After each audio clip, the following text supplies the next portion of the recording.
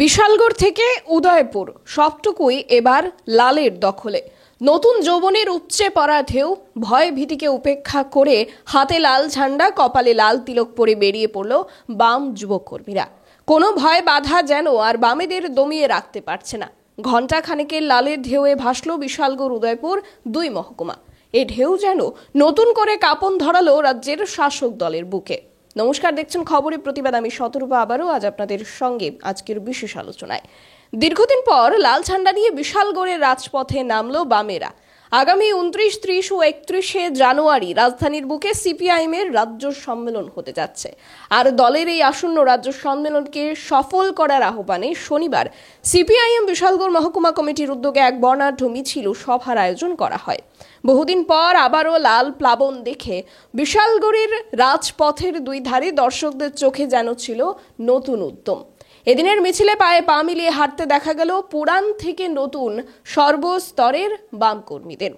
এদিন দুপুর প্রায় 1টা নাগাদ অফিসটিলা পার্টি অফিসের সামনে থেকে শুরু হয়ে বিশালগড় বাজার ঘুরে ফের অফিসটিলা এসে একটি পথ সভা হওয়ার কথা ছিল, কিন্তু মিছিলটি ফায়ার সার্ভিস পর্যন্ত পৌঁছাতেই বিশালগড় থানার পুলিশ বাহিনী মিছিলে বাধ সাধে এবং মিছিলটিকে ফিরিয়ে দেওয়া হয়। পুনরায় মিছিলটি বিশালগড় বাজারের সামনে থেকে ঘুরে আবারও অফিসটিলা এসে পৌঁছে একটি সংক্ষিপ্ত পথ সভার মধ্যে দিয়ে সমাপ্ত হয়।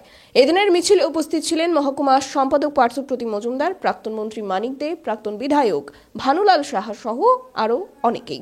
পথসভায় বক্তব্য রাখতে গিয়ে বিশালগড় মহকুমা সম্পাদক পার্থপ্রতিম মজুমদার রীতিমতো ক্ষোভ প্রকাশ করেন এবং তিনি জানান যে পুলিশ প্রশাসনের অনুমতি নিয়েই পার্টির পূর্ব নির্ধারিত সূচি অনুযায়ী কার্যক্রম হাতে নেওয়া হয়েছিল আজকের দিনে, কিন্তু আশ্চর্যজনকভাবেই মিছিলটি নিউ মার্কেট সংলগ্ন এলাকায় পৌঁছতেই বিশালগড় থানার পুলিশ স্বৈরাচারী পরিচয় দিয়ে মিছিলটিকে ঘুরে যেতে বাধ্য করে। এদিন এছাড়াও আগামী 29শে জানুয়ারি রাজধানীতে সিপিএম পার্টির যে রাজ্য সম্মেলন অনুষ্ঠিত হতে যাচ্ছে তাকে যথাযথভাবে সফল করার জন্য পার্টির কর্মী সমর্থকদের কাছে আহ্বান রাখেন পার্থপ্রতিম মজুমদার। কি বললেন তিনি, শোনাবো সেই বক্তব্য।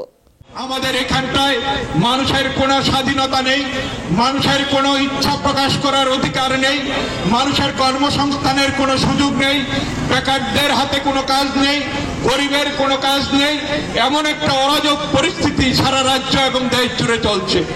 অন্যদিকে এই বিজেপির অমানবিক যে আচরণ, তার যে রাজনৈতিক সিদ্ধান্ত গ্রহণ মানুষের বিরুদ্ধে, তার বিরুদ্ধে মানুষ আস্তে আস্তে সংগঠিত হচ্ছে।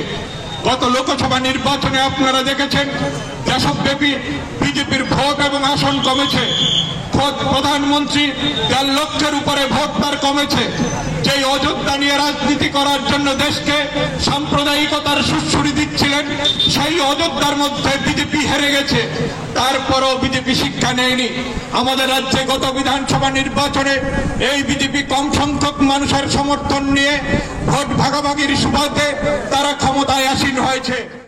একদিকে যখন বিশালগড়ের বামেরা ইনকলাব জিন্দাবাদ স্লোগানে মুখরিত, তখনই অন্যদিকে উদয়পুরের পথ কাঁপাচ্ছিল ভারতের গণতান্ত্রিক যুব ফেডারেশন এবং উপজাতি যুব ফেডারেশন উদয়পুর বিভাগীয় কমিটি। আজ এই দুই কমিটি যৌথভাবে উদ্যোগ নিয়ে রাজ্যব্যাপী গণ আন্দোলনে 3 দফা দাবিতে প্রতিবাদের রাস্তায় নেমেছে। উদয়পুর জামতলাস্থিত সিপিএম পার্টি অফিসের সামনে থেকে এক যুব মিছিলের মধ্যে দিয়ে উদয়পুর শহরের বিভিন্ন পথ পরিক্রমা করে মিছিলটি। পরবর্তী সময়ে যুব মিছিল শেষে হয় একটি সমাবেশ। ডিওয়াইএফআই গোমতী জেলার বিভাগীয় সম্পাদক শুভ চক্রবর্তী বক্তব্য রাখতে গিয়ে রাজ্যের বেকারত্বের ক্রমবর্ধমান সমস্যাটি তুলে ধরেন। বেকারত্বের সমস্যা দিন দিন খারাপ হচ্ছে। যুবক যুবতীরা অক্লান্তভাবে কাজ খুঁজছেন, কিন্তু কাজ পাচ্ছেন না।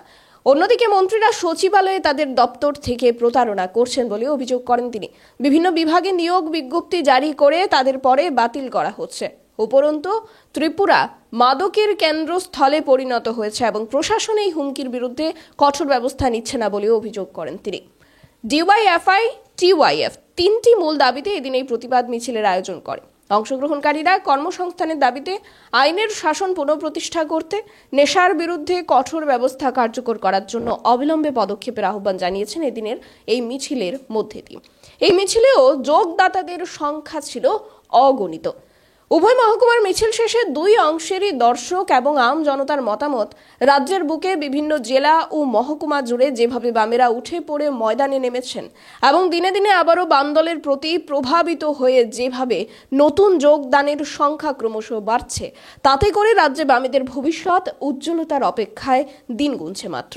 শাসক বিজেপিকে জোরদার টেক্কা দিয়ে ক্রমশই রাজ্যে বামেদের ভিত শক্ত হচ্ছে বলেও মতামত দিচ্ছেন রাজ্যের আপামর সাধারণ মানুষ। আপনাদের কি মতামত জানান কমেন্টে, এবং অন্যান্য গুরুত্বপূর্ণ আপডেটসগুলো আমরা তুলে ধরবো। দেখার জন্য চোখ রাখুন খবরের প্রতিবাদে। নমস্কার।